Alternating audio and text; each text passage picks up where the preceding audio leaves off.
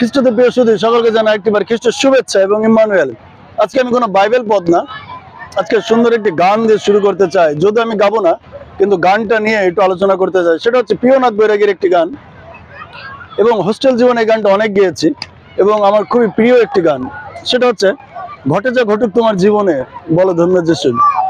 এটা আসলে অনেক কঠিন একটি বিষয়। আমি জানি না প্রিয়নাথ বৈরাগী তিনি কিভাবে এই গানটা লিখেছিলেন, কারণ আমার যা মনে হয় এটা হচ্ছে আমার ব্যক্তি মানে চিন্তাধারা। সেটা হচ্ছে উনি মনে হয় ইয়োবের জীবনটা খুবই ভালো করে জানতেন এবং ইয়োবের জীবনটা হয়তোবা ওনাকে নাড়া দিয়েছিল।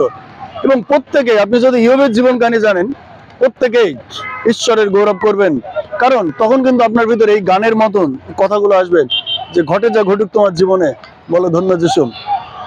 ইয়োব তার সমস্ত কিছু হারানোর পরেও ঈশ্বরকে তিনি জলাঞ্জলি দেন নাই। তার স্ত্রী তাকে বলেছিল, তুমি এখনো পর্যন্ত কেন তোমার সিদ্ধতা রক্ষা করছো? তুমি ঈশ্বরকে জলাঞ্জলি দিয়ে প্রাণ ত্যাগ করো। কারণ ইয়োবের সমস্ত কিছু ধ্বংস হয়ে গিয়েছিল, এমনকি তার যে নিজের শরীর সেটার উপরও শয়তান আঘাত এনেছিল। কিন্তু ইয়োব বলেছিল, তুমি একজন মূর্খ স্ত্রীর মতন কথা বলতেছো। আমরা কি ঈশ্বর থেকে শুধু মঙ্গলই নেবো, অমঙ্গল নেবো না? এই গানের সাথে ইয়োবের জীবন কাহিনীর অনেক মিল আছে।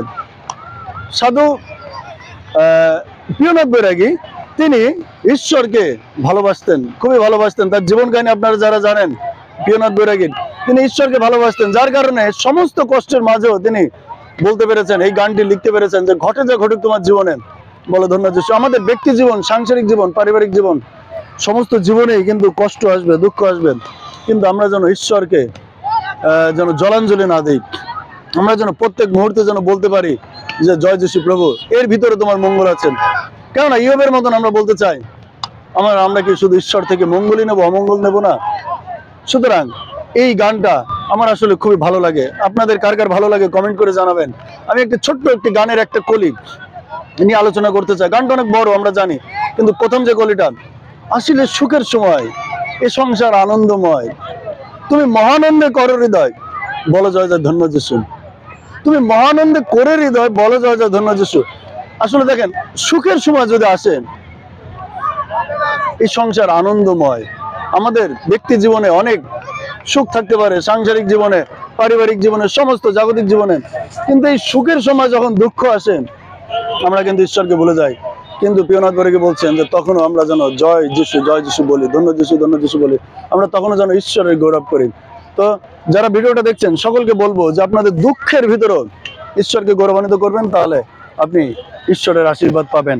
আপনি সুখের সময় যেরকম ঈশ্বরের আশীর্বাদ পান, দুঃখের সময় মনে করবেন যে এটা আপনার জীবনের জন্য মঙ্গল। ওই যে একটা কথা আছে না, ঈশ্বর যা করেন ভালোর জন্য করেন। ঈশ্বর যা করেন ইয়োবের জীবনে ভালোর জন্য করেছিল। ইয়োব কিন্তু পরীক্ষায় উত্তীর্ণ হয়েছিলেন, কিন্তু আমরা কিন্তু উত্তীর্ণ হতে পারি না। আমরা কিন্তু আসলে আমাদের সাংসারিক যে কষ্ট, যে দুঃখ, তার ভিতরে আমরা ঈশ্বরকে হারিয়ে ফেলি। আমি বলবো আপনারা যেন ঈশ্বরকে ভালোবাসুন। দেখবেন একমাত্র ঈশ্বরই পৃথিবীতে আছে যে আপনাকে নিঃস্বার্থভাবে ভালোবাসে। আপনার বাবা মাও আপনাকে একদিন ভুলে যাবেন, আপনার স্ত্রী আপনাকে কষ্ট দেবে, ভুলে যাবে, কিন্তু ঈশ্বর কখনো কাউকে কষ্ট দেন না, তিনি কখনো ছাড়েন না। কারণ তিনি পাপীকেও ভালোবাসেন। তিনি পাপকে ঘৃণা করেন, কিন্তু পাপীকে তিনি ভালোবাসেন। সুতরাং আমরা যেন ঈশ্বরকে ভালোবাসি। খ্রিস্টদের প্রিয় সুধী, ঈশ্বরকে ভালোবাসা ছাড়া বিকল্প আমাদের কোনো কিচ্ছু নাই। তো ইম্মানুয়েল, ভালো থাকবেন, সুস্থ থাকবেন। ঈশ্বর আপনাদের প্রত্যেককে আশীর্বাদ করুক। ঘটে যা ঘটুক তোমার জীবনে বলো ধন্য যিশু। আমেন।